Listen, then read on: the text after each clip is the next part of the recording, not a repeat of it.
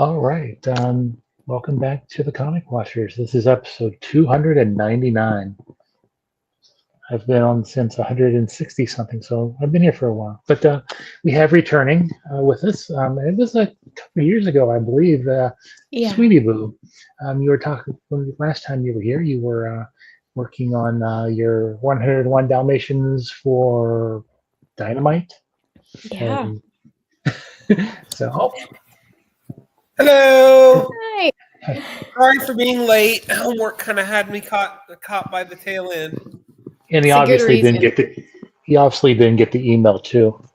Oh no, it's been a day. It's been like today has been a whole week of hours compressed into one day, and it's only Hmm. Tuesday. So yeah. Well, you haven't missed anything. We just started. Well, okay. Well, Sweeney, welcome to our silly show. Thank you for having me again. Yes, we are very glad to have you back. So, and I'm sorry you guys were chatting. Don't let me No, interrupt. all good. No, Uh, what were we? Oh yeah, I was just saying that the last time she was on here, she was talking about her 101 Dalmatians, and we had some we had some Disney talk, and it was fun. awesome.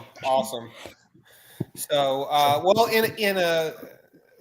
well, no, never mind. I guess we're not going to have Disney talk tonight because Disney doesn't own Warner Brothers / DC yet. But you've got a Supergirl story uh, Yeah. coming out, or I guess it is out, or it comes out tomorrow. Forgive me Uh, for not knowing. no, you're all good. It's hard to keep up. It came out last Wednesday, actually. Last Wednesday. Okay. So how was it writing the Girl of Steel? I didn't. I just did the drawings, but Oh, just Nicole the Mann. art. Forgive me. Yeah. No, you're all good. Nicole Mann did the writing, and she's incredible. And Oh yes, you worked with Nicole. between, She is yeah, awesome people. And that was she's on the terrific. Harley and Ivy, right? Yeah. It's like another version of like how they met in Arkham, which is like it was really cute, and I don't know, it was fun to like get back to like drawing the two because they had been like a couple of years, so I had Yeah. missed it. So tell us a little bit about the process of working with Nicole and how you got drafted onto this story. It's the editors that do their magic. They have the writers, they have the artists, and they get to like pair people together. So I got an email to like I got offered to like participate into the Valentine's Day anthology, and when I got the script, I was like, oh my god, this is Nicole. So this is perfect. So it's just it's yeah. I'm not gonna say happy accident because it's not an accident, but it's nice surprises like that. How was it? I mean, how was it working with Nicole? Because she's relatively, I mean, not that she's new, but she's relatively new to comics. Like she wrote some of the Secret Six, and what else did she write? I Some can't other remember. Hacking Cool comics. Mhm. So, Yeah, I mean, like, I didn't see any like different in her scripts. They're great, and she leaves like a lot of room for the artist to like get their own interpretation. She planted some like Easter eggs for the readers, so no, she's terrific to work with. She's extremely easygoing. And yeah, like it's fun to get to do DC's short stuff like that with her, but like I would definitely love to do something long form with her in the future. It was fun. Are there any particular challenges to crafting a shorter story that's limited to 6, 8, 10 pages? I feel like it's actually kind of where you have the most freedom. You get to have fun. It's 8 pages, so if you want to go a little, crazier and experiment, I feel like um it's 8 pages, so it's not like you're committing for 5 issues. Right. I feel like it's yeah, it's a great opportunity to like try some new stuff. On this one, people won't probably notice, but I got some like new brushes and whatnot, and I was like, all right, I'm gonna experiment with that on this one, and yeah, it's my own little challenges. So why don't you give us a little kind of a just of what the story is? I know you said it was another one of their origin stories, and I kind of after reading it, I kind of got a feel. I recently listened to the new Harley Quinn audiobook series by Hmm. and I kind of got some of vibe from that was kind of incorporated into that your story. Yeah, sure. I can totally see how it would like fit together perfectly. I mean, the story is like pretty straightforward. Ivy it's all from like Ivy's point of view, but she's as you know she's locked up in Arkham, and she just despises the human beings, and she's stuck in her own head and her thoughts and all of that, and then just Harley shows up next door, and she's Harley, so she's like obnoxious, but her being obnoxious turns into being very endearing to Ivy. She just asks a lot of questions, she can't stop talking. And I guess she warms up to Ivy, and Ivy just becomes completely obsessed with her. Joker breaks in to come and like rescue Harley, but we definitely understand that it's implied that he's very unkind to her and brutalizes her. What I like about the way Nicole shaped the story is that you don't really see the Joker. You only see his hand. You like but he's there. It's like he's a presence, but you don't really need to show him. So that way, it's still only about Ivy and only about Harley, which is great. It's a really smart way to do it. And yeah, in the end, they just they break out of Arkham together, because it turns out that Ivy is just like that strong, and she's been that strong. Like she could have done it the entire time. She just wanted to be there, I guess. Um, and yeah, they just go and do their shenanigans together and be together. It's just it's cute. Aw.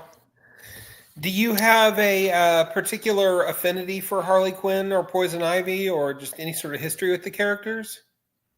Yeah, I mean, like, who doesn't, love them? But like, at the beginning, like, of my career ish, what I think I'm still at the beginning. I feel like I got to draw Harley for like a year and a half, so I don't know. It's kind of like she's a bucket list character. She's like one of the big ones. So getting to like put her spin on her, but my own spin on her with Teeny Howard was like really great. So like when I get to like come back, I feel like I'm familiar with her. I don't really overthink the way I draw her or the way she expresses herself, and kind of the same with Ivy. Maybe a little less familiar because she was a little less present in the storyline that we did. But yeah, so Harley is like, she will just be forever like a person that I spent like a year and a half with. Awesome. And you still occasionally do covers for the Harley Quinn title. Is that correct?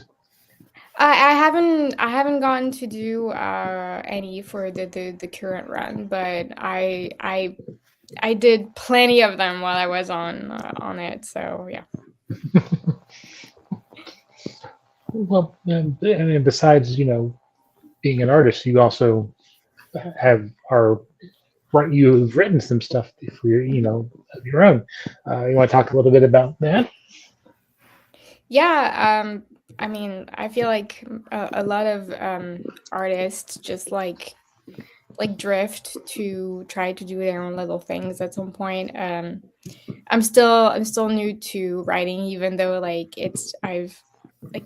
my third book is coming out in a month, but I still felt quite new. with it. It's really hard. um, yeah. I like the new one that I have coming up is like the second volume of the series that I have that takes place in like a witch's academy. It's YA. The first volume was called Over My Dead Body. The second one is called Speak of the Devil. And we follow up. It's kind of like a Scooby Gang, kind of in a witch's school, and there's like a lot of secrets and dark things that happened. And our kids are just like they never trust the adults, and they're proven that they shouldn't. So yeah, there's a lot that happens, and yeah. Has your newer found journey as a writer changed your approach to your art at all? Or Yeah. It also has ruined watching movies. Oh no! Tell me more.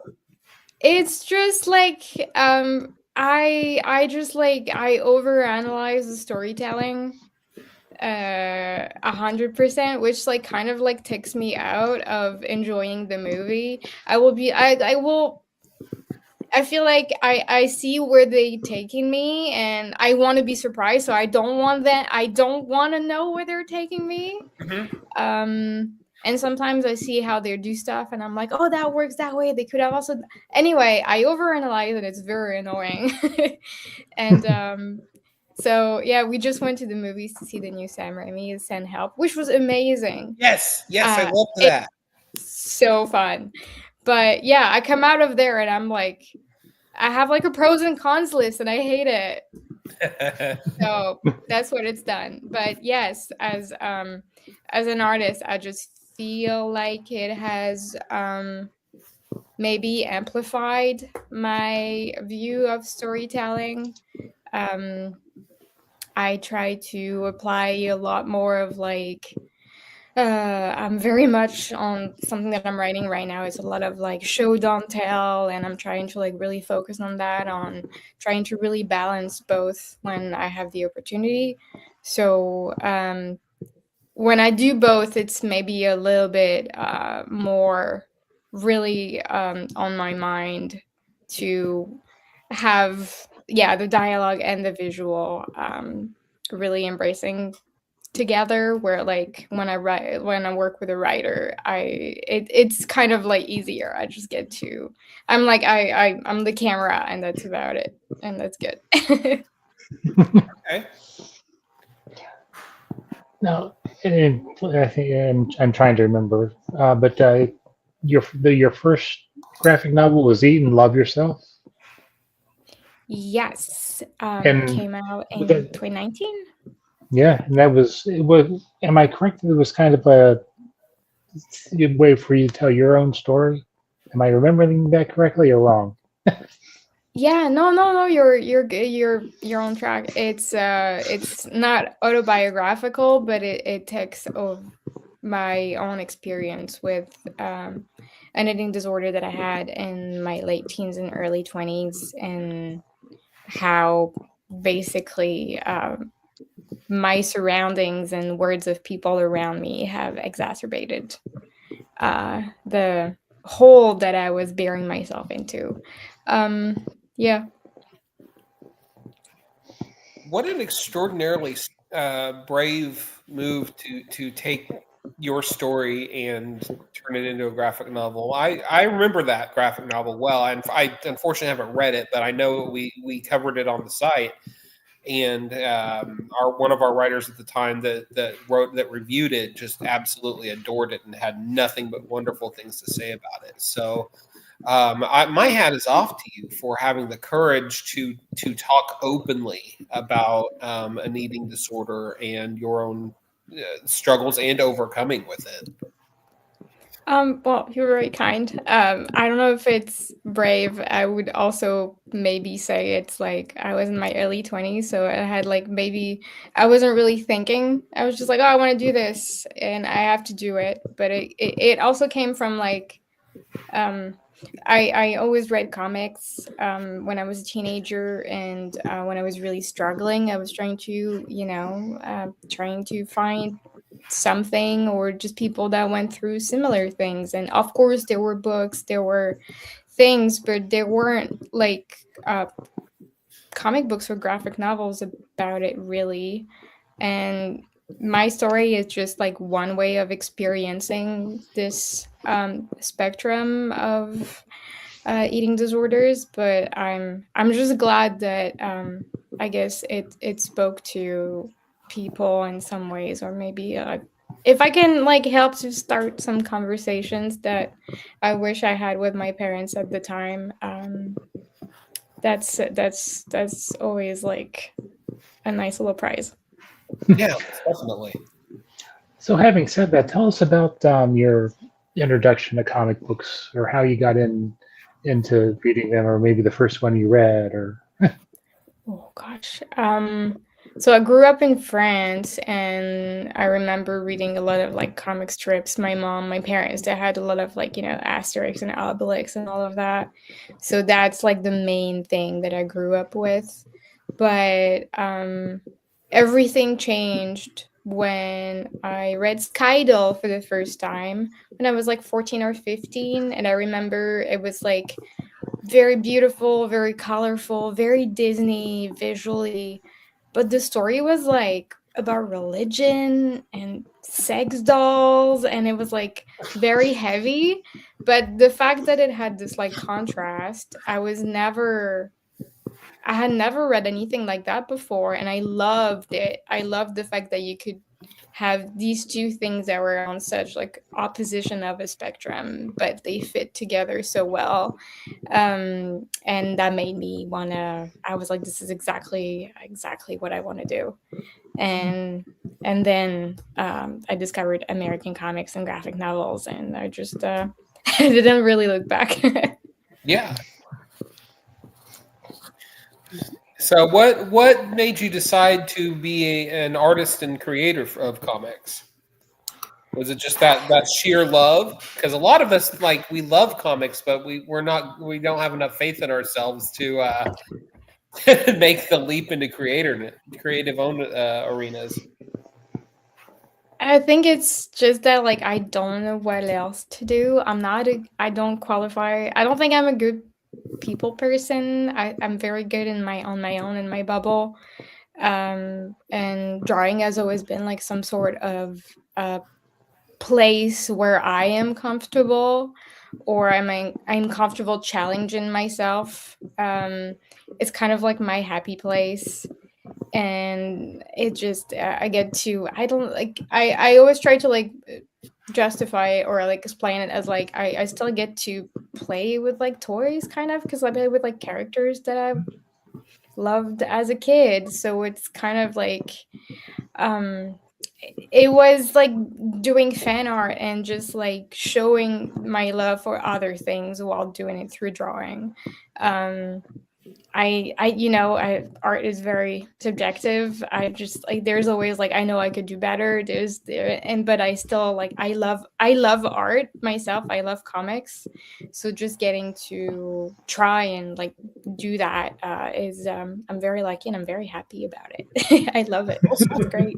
you should be like you're getting to live out your dream. Yeah, exactly.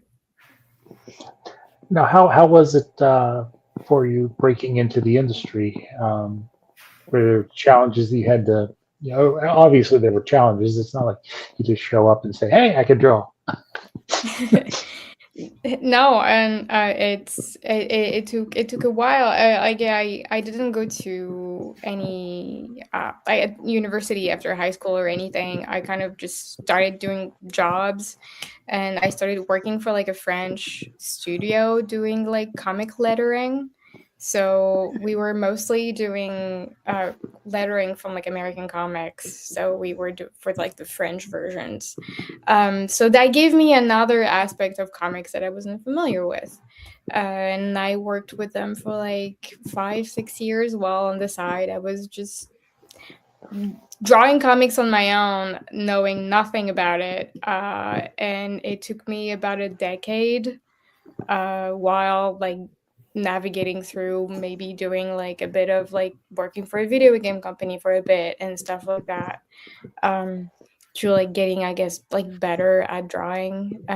My first big thing was Eat and Love Yourself, and then I got to do Captain Marvel with IDW like in the same year-ish, and I've been working ever since. But I feel like you can still tell from like my for like what came out in 2018, 2019 to now, like my work has kept changing and evolving, and I still think it's doing it.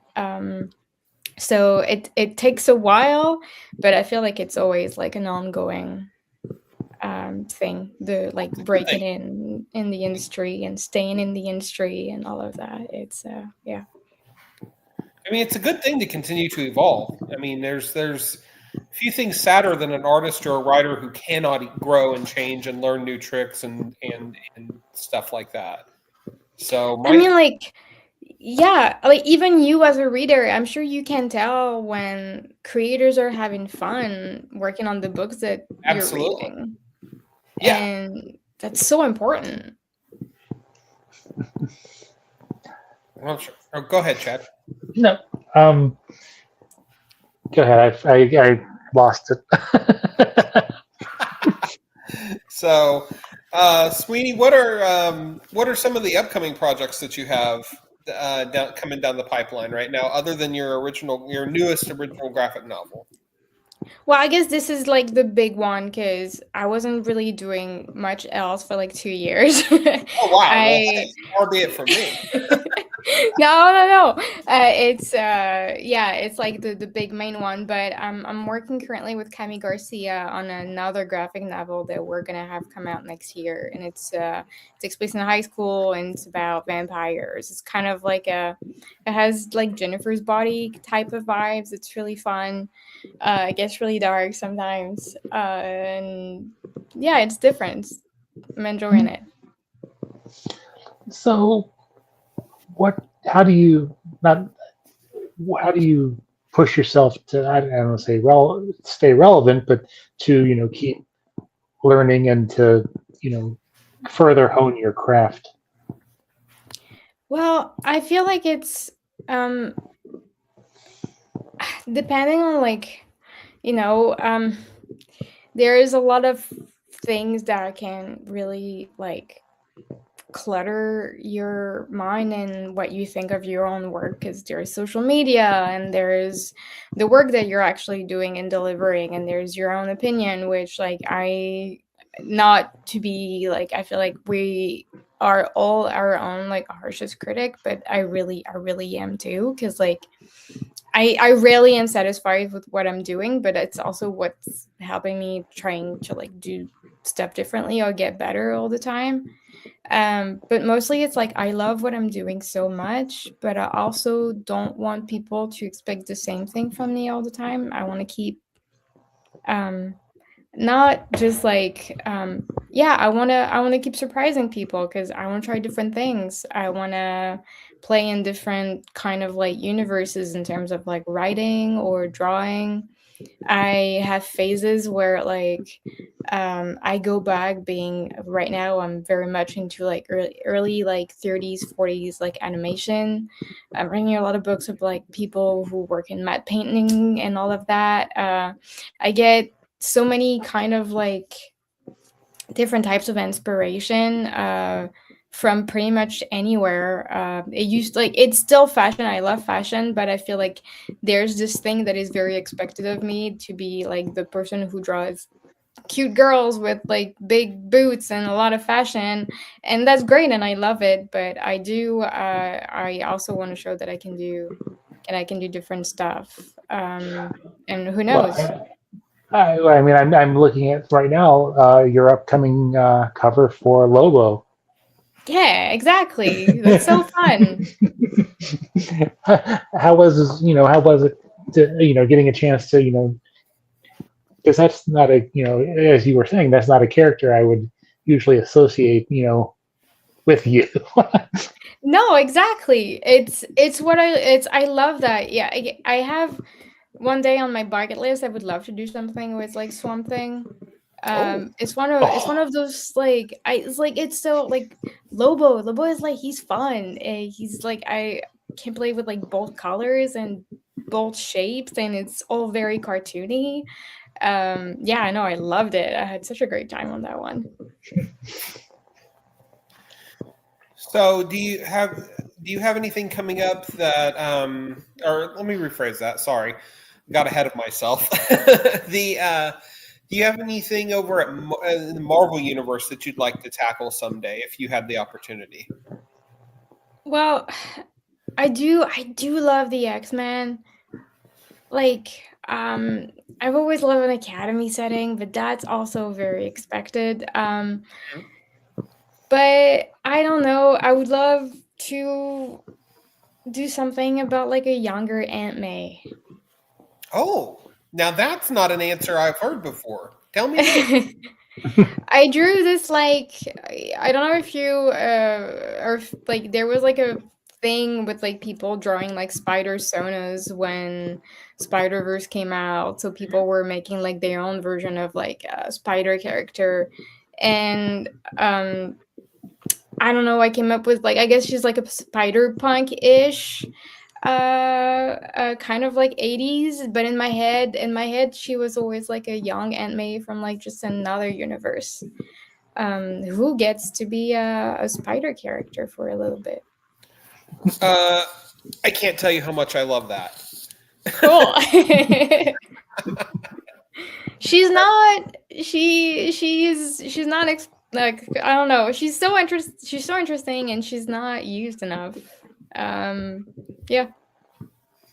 Well, there's a resiliency to the character that in the last like couple of decades has really transformed how we think of Aunt May, right? Like she was for decades the doddering old heart attack prone, fainting all the time, stereotypical old woman. And then somewhere after the turn of the century, and you know, we could hash out when and where, but she starts really transforming into this more modern iteration and view of someone that is older, that is not necessarily ageist, and she has truly come into her own as an interesting sidekick. And I'm not the only person that's picked up on that, or supporting cast, I should say, not sidekick. Yeah.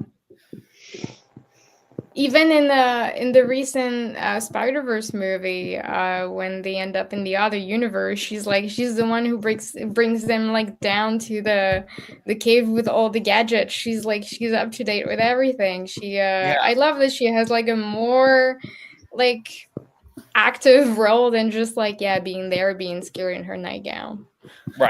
Right, and she's also Marissa Tomei sometimes, so that's cool. I mean, like, yeah.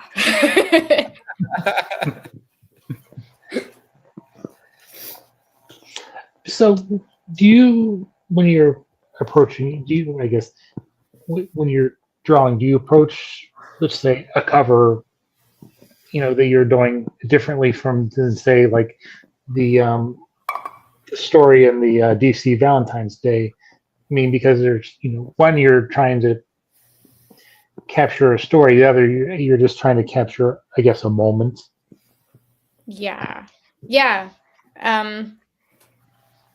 Maybe I go a little I don't know, I don't want to say wilder with covers, but it's especially if it's not like when it's a variant, you don't really have to worry about the story, so you get to just like draw the character, do something cool, which is like, I mean, it's pretty simple, it's pretty fun, and so I definitely approach it with maybe a bit less stress and a bit more freedom to change their costume, or play with like more bold character like colors and whatnot, where I would definitely do that for an interior, but you have the like, you have to think about keeping that for however many pages and stuff. So covers are definitely maybe a place where I experiment a bit more. Now, when you're working, do you work digital? Do you work kind of traditional hybrid? I mean, you mentioned that you tried some new brushes on the the Harley and Ivy story. Yeah, I mostly I am digital. I only do traditional when I do covers commissions, sorry, and I've started like doing bigger commissions um to just like have fun with like bigger pieces, and I do mixed media. But for the next projects that I have coming up, I at least want to start maybe like combining both for covers at least. For interior, it's a process that it takes so much longer. Um, that I can't deny that getting to just like draw my pages on my iPad is that much easier. But for covers, for yeah, I want to try to play with both a little bit more. Do you find that getting to have that diversity of technique freeing, or is it kind of intimidating, or is it just fun? A bit of the three, depending on the mood. But something that I had noticed, it's we spend so much time on screens, and like even when I draw on my iPad, and you get so distracted with like emails and just like tabs and stuff that like when I work on paper and I'm like nose down on my paper, if I make a mistake, I have to like take care of it right away and I have to fix it. And I don't really get like everything that is around me doesn't matter anymore. I really get focused in it. And I guess like yeah, the my hand paper and brain connection, I had forgotten about it. It it's we have it. It's great. Let's use it more.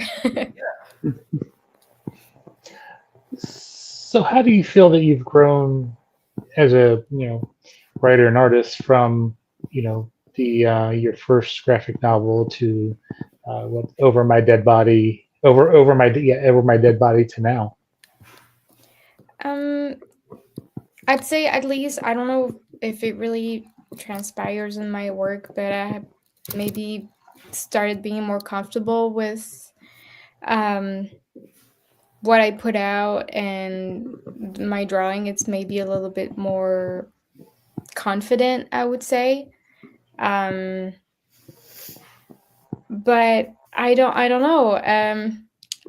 It's hard because I was promoting Speak of the Devil this week, and I looked at the book and I was like, I've received my copies a month ago, but I hadn't looked at them because I can't. Um, and even before that, so basically, I hadn't looked at my pages for like 6 months. And yesterday, I looked at it and I was like, okay, I did an okay job. Um, but like, I'm still not gonna read it because I can't, because I'm just gonna see everything that is wrong with it. So I know I have evolved. I don't know how Yeah. yet. Um, but I feel like maybe, at least in my writing, maybe my characters have like less useless dialogue in my next stuff that is gonna come up. I don't know. Um, yeah, I guess that's my answer. And just so we can get some Disney talk in, So, how was your experience writing Cruella de Vil? It was so fun. I had never written for another artist before, and it's very exciting to get to see someone's interpretation of your words that is like completely different from yours, how someone's brain is going to take the exact same prompt and do something completely different with it. Because like of course I had an idea in my head, not that I was attached to it, but when you write a panel, you have to have some kind of idea. And it was just really fascinating to see Mariana put her own spin on everything. She honestly, she did like such a good job, and it really makes you feel like writing is hard. I just like it really takes a lot of energy out of you mentally, But then when you receive the pages, you're like, oh my god, I did nothing. The artist does everything. They're putting this like, yeah. I saw the page and I was like, okay, yeah, that looks like a comic now. Yeah. Yeah. So it was. Is Cruella your favorite Disney villain? She is definitely one of my favorite ones. She is like so creepy and fun looking and just like unapologetically just like evil. Mm-hmm. She's just like awful. Any, if given the chance, would you, write more Cruella de Vil or something else in the Disney stable? I would definitely love to play with her a bit more. But I like the Evil Queen quite a bit. I think she would be very interesting. Yeah, the Evil Queen would be like my other one that I'm like, Okay. she's fun. Well, she's so self-absorbed. Like that's her whole thing. Is it's all about me. Exactly. And characters that are all about me are fun because there's really no ceiling with them, right? I mean, this is this woman in the original Snow White, the evil queen. She goes from being herself to this horrible witch, all because she hates this young girl, and that's just like so over the top. It's not even funny. It's so fun. I think it's the reason why, like you watch Hercules, and I love Hercules. He's a great character, but Hades, he is the movie. It's like villains have so many layers, and they have so many.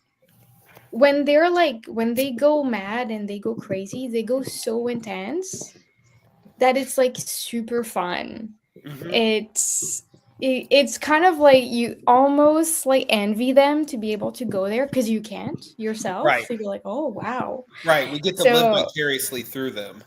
Exactly. So getting to read, write, or like any like characters that are like that, it's like kind of like cathartic in a lot of ways. Just Sure, like let's be wild.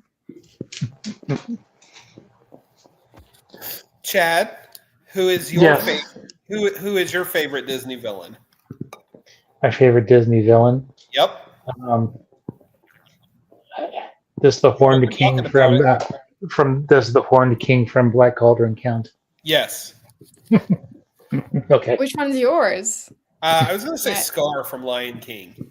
Okay. Like Jeremy Irons just delivers that role. Very true. There's so many great vocal performances in The Lion King, but Jeremy Irons just is at the top. We just rewatched Bambi like a few weeks ago, and you take it for granted as a kid, just like how the voices are just like so good. Yes. So the characters, oh my god, everything. Yeah. Well, and that was only the second Disney animated film, if I remember correctly. So, yeah, I mean, the leap from Snow White to Bambi is astronomical in terms of quality. 100%. It's beautiful and has not aged. Oh, yeah. Incredible. And the fact that like really the antagonist is kind of the nebulous man. All right, there is no. You do not see him. Villain, and you never see him. It's just human beings with guns, or just human beings in general. If you want to broaden that out a little bit more, which is a pretty heavy theme for a kids movie. 100%. It's funny because I don't remember watching it as a kid. My husband had. And we were watching it together, and when the mom gets killed, he was like, "Oh my god, this is it!" And the whole time I was like, "This is so well done. This is like so brilliant." Because like you see everything from Bambi's point of view, and not from, because he's so innocent. So he gets scared when his mom gets scared, and it's like, it's just so well done. Absolutely. Yeah. I'm still waiting for the live version of Bambi. I'm pretty sure there's Bambi Blood and Honey out. No, wait, that's Pooh Blood and Honey. Never mind. No, I think you are right. There is a Bambi one that came out either last year or something. There's something that came out. Huh. As like a horror Bambi. Bambi.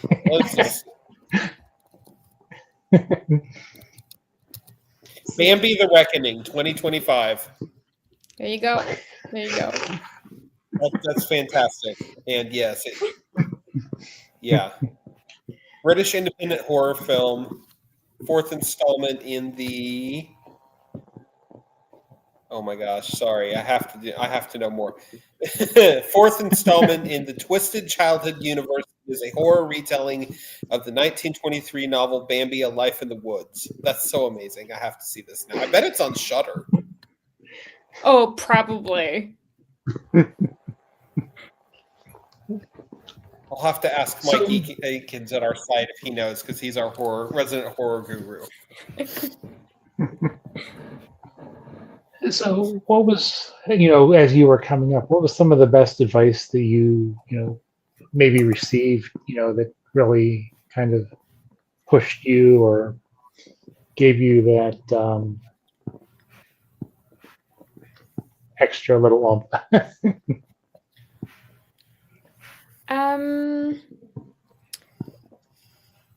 Understand, storytelling.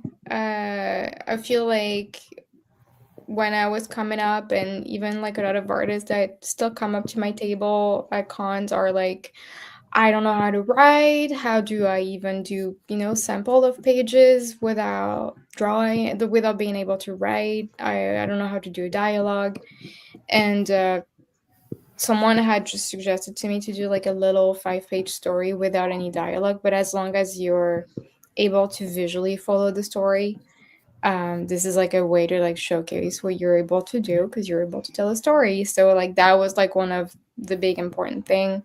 The show don't tell is also another one. All these like little things. My husband told me he's a big Vonnegut fan, and even though like in this instance it applied to writing, but it was like your character, even if it's like a background character or like a very minor character, has to have something to do. And I try to like just like think about that and apply that in my writing, but also in my drawing. I try to keep things real that way, I guess. I don't know, it's my few little rules that I have. That I try to follow.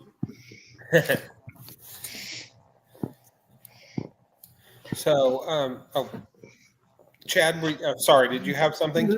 I was just going back to the process. How long does say a page of the Harley and Ivy story? How long does something like that usually take you from start to finish? It's hard to tell if for just like one page, because I work in chunks. I'm weird. I like to do all my backgrounds for like 5 pages, and then I'm gonna draw all my characters for 5 pages, and it's just because I trick my brain that way. It makes me feel like I'm going faster, because when I finish in chunks of 5 instead of one by one. Mm-hmm. Well, I don't think I've ever had we've had any guests on the show say that that's their technique. Awesome. I don't know. It's just that way it makes me feel like I'm actually like, I don't know. It's the Sisyphus thing. It's like I feel like I'm just like pushing the boulder a little faster at least before it comes back down. but for a whole, for example, for the whole 8 pages, it took me like about like 3 weeks to a month with like the layouts and the inking, and I did my own coloring. So something like that. Okay. Are there any other aspects of the craft that you feel like you could stand to learn better? Like you said, you mentioned earlier that you started off lettering, which is a very unheralded talent. I think all of it. I feel like I can still get better at drawing. I can still get better at telling stories. At writing. It's otherwise like I'd have to find something else to do. Yeah, you don't want to Because like stagnate.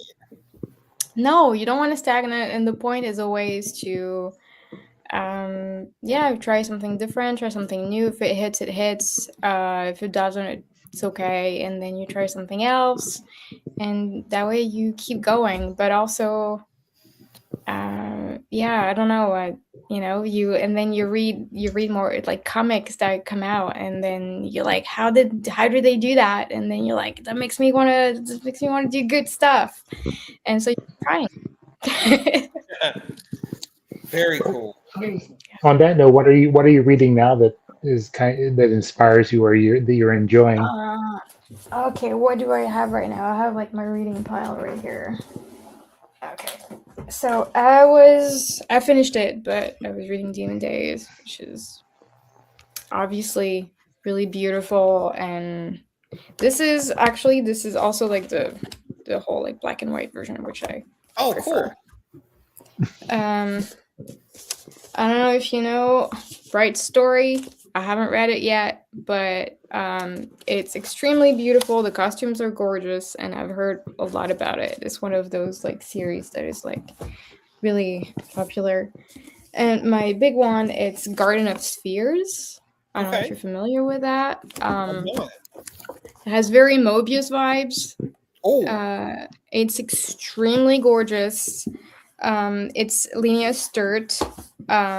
They did like Stages of Rot before and other kind of like shorter stories. And I subscribe to their Patreon. Again, like all of their projects are different visually, while keeping this like very, I don't know, limited kind of art, and the storytelling is incredible. So there you go. What are you two reading right now? Oh gosh, well I'm like a month. I'm a month behind on my poll, so it's like, well, what am I? What am I reading? What am I reading? The Absolute line from DC has just grabbed my imagination, and I'm far from the only one. Like it was the sales success story of last year, and just frankly the creative success story of last year. That's Zatanna. That is like the new Zatanna. Amazing. No, yes. they're doing amazing stuff with that. Absolutely. Well, I'll tell you what. Anything that Kelly Thompson writes, I'm gonna get down with, because she's amazing. Let's see. Gosh, what else? Greg Rucka finally returned to Lazarus last year, and Michael Lark from Image. That's big on my list. I'm perpetually reading Savage Dragon, because who doesn't love Eric Larson? Actually, a lot of people don't love Eric Larson, but that's not fair. He tends to just spit his opinions out there, regardless of your feelings. God, what else? I will tell you, and I'm just going to throw this out there, but anything by Jed McKay that is a solo book, so like Moon Knight and Nova Centurion, are awesome. He excels at solo heroes. His Avengers stuff is okay. I mean, it's fine. His X-Men stuff is fine. But yeah, he really shines on solo heroes. So I'm always looking for the next Jed McKay. And then we've got new Daredevil from Stephanie Phillips. Yeah. Coming out next month, which that sounds like it's going to be amazing, because she's such a talent as well. Oh my God. So yeah. That's on my. That's what's like topping my radar right now. Chad, what about you? I would have to say the one book that just kind of stands out for me is The Sordid Crisis Events by Dennis Camp. It's just because it's just it's like a mix between Ice Cream Man and The Twilight Zone, and it's just totally different. And he and the creative team do so much with just the page layouts and storytelling, and it might be a what is it, a 40-some page book, but it feels a whole lot longer. It feels a whole lot meatier, and I like that. Oh, one other under the radar book I want to mention that always gets my attention, and absolutely nobody is talking about it, which just aggravates me, is Sophie Campbell's current run on Supergirl. It is so fun and whimsical, and it is the all ages book that we didn't know we needed. And I would put that comic in just about anybody's hands and say, this is how you make a fun comic. I mean, like, anything that she touches is always like for sure. A hit. Yeah. For sure. What artists do you kind of inspire you, or kind of make you want to push your limits as an artist? Well, right now, yeah, I'm definitely very obsessed with Lena Esther. Peach Momoko. I love Peach. I've been very into like 80s, 70s, like Japanese like shoujo artworks, like with like big eyes and all of that. Cool. That's my big thing lately. Yeah, I kind of like flip-flop around with a lot of that, and a lot of like, I don't know, like medieval, also like 18th century, like just like storybook type of like artworks right now. It's a mix, but yeah, it's a lot of that. Okay, awesome. Awesome. So, kind of circling back to where we started. You've got this awesome Harley and Ivy story that you drew with Nicole Maines. I almost said Natalie Maines. wrong in M. But you've got this amazing new original graphic novel coming out. Are you feeling fulfilled? Are you excited for what lies next? I mean, I just feel like you're just starting to peak. You're not peak, but just starting to reach the summit of your career. And I want to see you continue to grow and be out there. How are you feeling about yourself right now? Well, I have something. I feel good. I have stories that I'm working on that are different. I have something that hasn't been announced. I'm working on my own that is like a more medieval type story. So I'm very excited about that. It's going to be a challenge. Everything that I'm writing, every time I'm checking with my editor, I'm like, can I go this far? And he's like, yeah, you're fine. And I'm like, all right. Because I'm so used to do YA, and this time it's not. So I'm going a little harder. I'm anticipating, like, I haven't jumped on pages or anything yet, so I'm nervous, but ultimately I'm going to try to do something different. Yeah. Okay. And are you going to be doing the con scene this year? Yes and no. I kind of stopped ish, but I'll be at San Diego for sure, and New York at least. And we'll see in between that. Very cool. I myself hope to make it to New York this year and join Chad. I hope I'll see you both, maybe, because I saw you last year, Chad, right? Yeah, I was the one who came upon you. You were in the zone drawing. I was like, I don't want to bother you, but hey, just wanted to say hi. I couldn't remember if it was this year or the year before. Yeah. No, I remember you. It was probably both. No, but you were in the zone working on a commission. I was like, I just want to say hi. Never bother. That's why we're there. But yeah, it should be interesting. Absolutely. It's going to be a good year for cons. I can feel it. And it's a good year for creatives. It's a good time for creative, new and newer, newish creative voices like yours. And I feel right now, and I've been saying this for about 10 years now, but I feel like right now we are in a bit of a renaissance era in terms of comics because there are so many individual voices and highly unique voices, such as your own, such as Peach Momoko, and so on and so forth, that are getting played not just individually, but at the big two. You wouldn't. I feel like you would not have seen a Martian Manhunter looking like we have on the shelves like 10 years ago. Bingo. Like, it's incredible that we get to show a variety of creators that anyone can put their spin on those types of characters, and it works. And you don't have to look for your art to look a certain way. So I 100% agree with you. Right now, in terms of like creatively, it's can we swear? But please do. It's fucking incredible to be a reader of comics, because there's a lot, and there's a lot of great stuff. I totally agree. And you are contributing to that. So thank you for what you do. You're very kind. So, Sweeny Boo, thank you for hanging out with us this evening on this off night for us. But we're happy to be here and happy to be here with you and talking about comics. Thank you for having me.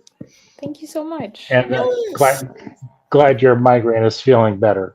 Oh my God, yes, thank you. I am so sorry. It's okay. It was ridiculous.